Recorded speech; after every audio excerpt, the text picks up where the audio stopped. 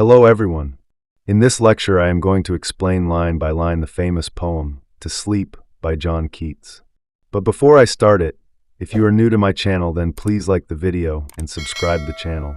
Before I start it line by line, let me tell you the background and theme of it, then understanding will be easy for you. Basically, this poem is about the poet's deep desire for peaceful and restful sleep.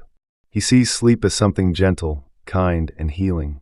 The theme of the poem is the comfort and relief that sleep brings, especially when a person is tired, sad, or full of worries. Keats writes this poem because he feels mentally and emotionally tired, and he wants sleep to come and rescue him from his restless thoughts, sadness, and bad memories.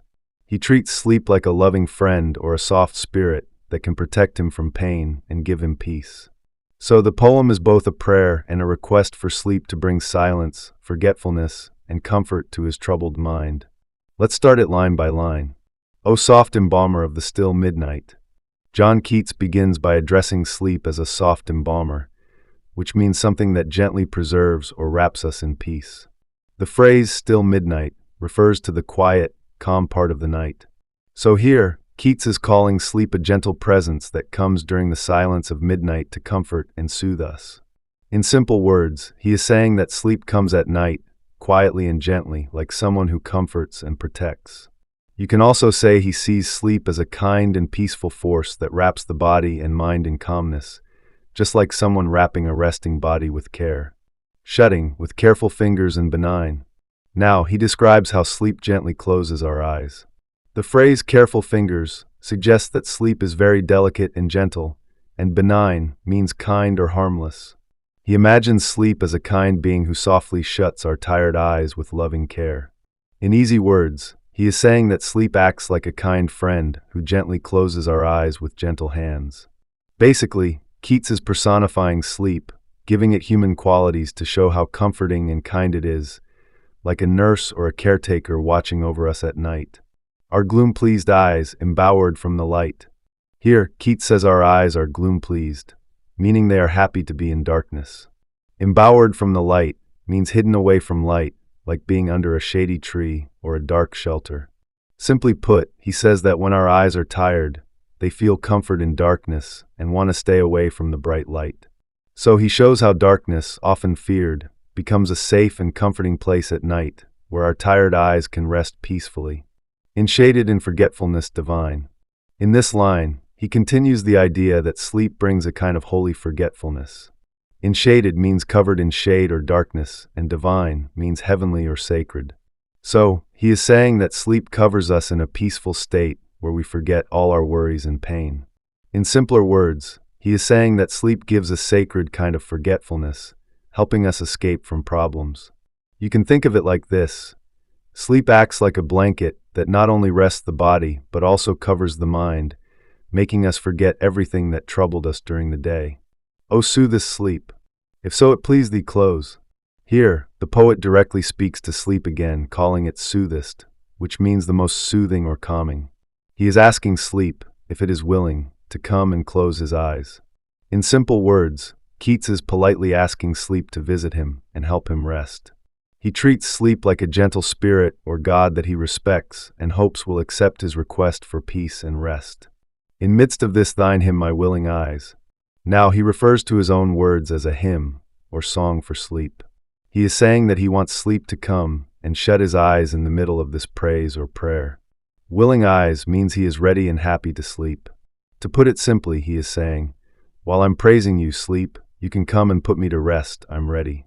It's like he's saying, I'm offering this poem as a prayer to you, and I would be happy if you responded by letting me fall asleep. Or wait the amen, ere thy poppy throws.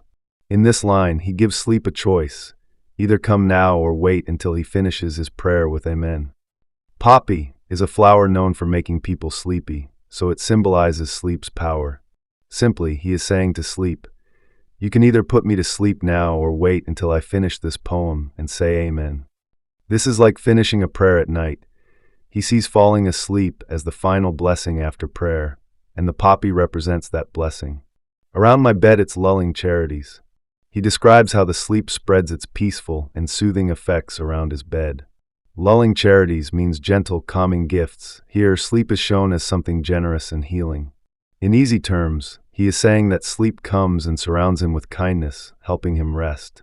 Think of this like sleep wrapping him in comfort, like a soft blanket that brings calm and removes all tension. Then save me, or the past day will shine. Here, he suddenly shifts to a more urgent tone. He asks sleep to save him because if it doesn't, the memories of the past day will come back. The past day will shine means yesterday's worries will return to his mind. In simple words, he's saying that without sleep, he will keep thinking about all the bad or stressful things that happened during the day. It's like he's begging sleep to come quickly, or else his mind will be flooded with troubling thoughts. Upon my pillow, breeding many woes. Keats explains that these memories will come to him while he lies in bed, and they will bring him sadness or pain. Breeding many woes means causing more worries and mental suffering. So, he is saying that if sleep doesn't come, his mind will be full of sad thoughts all night. It's like his pillow meant for rest will instead become a place of stress and emotional pain without sleep's help. Save me from curious conscience that still lords. He now asks to be saved from his own conscience, which becomes active at night. Curious conscience refers to the mind constantly thinking, questioning, and troubling him. Still lords means it takes control over him during quiet times. Simply, he says his mind keeps thinking too much in the dark and rules over his peace. It's like when you're trying to sleep, but your brain keeps talking and reminding you of everything you've done or felt. He wants sleep to protect him from that. It's strength for darkness, burrowing like a mole. Here, he compares the conscience to a mole, an animal that digs in the dark. He's saying that in the silence of night, his mind digs deeper into his thoughts and problems. In easy words, he says that his conscience becomes more powerful in darkness, always digging up memories and regrets like a mole underground. You could say that at night, when all is quiet, his thoughts become louder and harder to ignore, making it harder for him to rest. Turn the key deftly in the oiled wards. This is a beautiful image. He asks sleep to quietly and skillfully turn the key in the lock of his soul. Deftly means with skill, and oiled wards refers to a smooth, silent lock. So he is asking sleep to gently lock away his soul, so it can be at peace and undisturbed. It's like asking someone to carefully lock a door without making noise. He wants sleep to quietly shut out all his worries and thoughts, and seal the hushed casket of my soul.